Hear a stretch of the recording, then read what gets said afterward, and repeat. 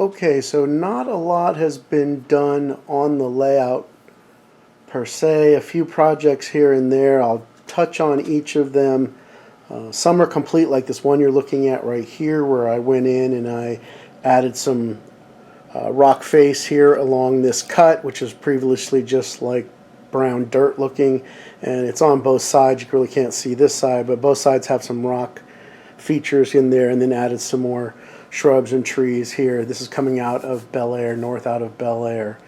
So that had been bugging me for a long time, that was very unfinished. So now I'm a lot happier with it. I think it came out pretty good.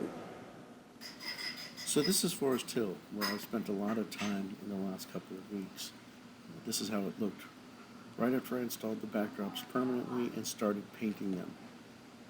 Now I'm going to show you a quick time lapse of me doing that painting work.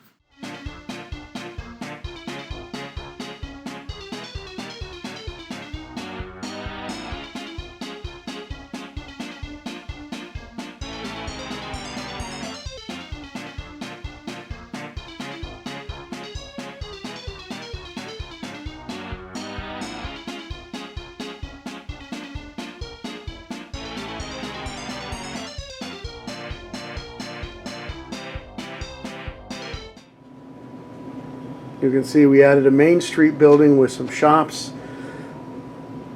We have Solina's Tavern. This is a Bar Mills kit that I obtained from somewhere. I didn't build it, someone else built it. I did have to do some work trying to make it at least semi-presentable. It's got a few issues, but I'm going to go ahead and use it. I think it looks pretty good there.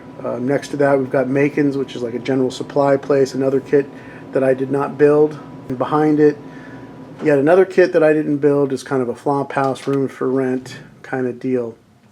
So that rounds out this section of Forest Hill. So as we move across, I've added just a little industrial looking shed here next to street canning. Here we have the station, which obviously this is the mock-up that I built quite a long time ago.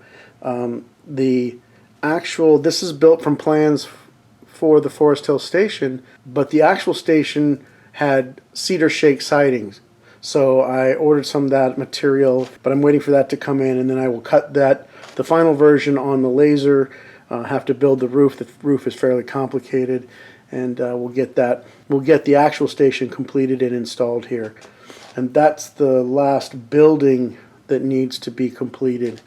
And here we've added some scenery in here underneath the milk platform. We've got some weeds and bushes growing there. We've got a tree behind it. The freight house here is finally been completed. It's got lights inside that haven't been hooked up underneath, but the lighting is installed there. So we got that completed. Again, added some more just industrial looking buildings here, just basically trying to hide the line between the backdrop and the ground. This building here is a building that I designed and laser cut, and based on a Foscale Models building that I thought looked really cool, so I just built my own version of it. It used to be over in Red Lion as York County Chair, but I've decided to repurpose it to give it a new industry here in Forest Hill. So this is one of the booming industries, named after one of my good friends. And then finally, we've got the road in here. We've got a little more scenery work we've got to do around the road, and then finish up Fiegler Brothers. You can see I've got some weights holding down the coal bin that I built, gluing it in place. So a little more scenery work. Most of the ballasting is done. Most, I say, it's like 60%. The main line here and the siding are all ballasted, but I also now I have the spurs that need to be finished. The turnouts have all been ballasted. Well, mostly ballasted. It looks like I still got to do a little bit right there on this one. So Forest Hill is coming along in good shape. Another glaring thing that I need to figure out what I'm going to do, sorry for the pan, is that gap between the two different backdrops. I couldn't figure out, or at least I gave up while I was trying to figure out how to make that seam come together more closely. So I'm thinking I may just get some foam, paint it sky blue, and kind of fit it in there and see if I can just kind of sort of at least hide that gigantic gap and at least make it look like it's blue. that's another thing that I need to take care of. Unfortunately, you can see the wrinkles here in the photo backdrop. Obviously, nothing I can do about that now other than to tear everything apart, rip that off, and replace it, which I am not going to do. So I'm just going to have to live with that and blame it on being my first attempt at trying to put up a photo backdrop like that onto a piece of masonite. Live and learn.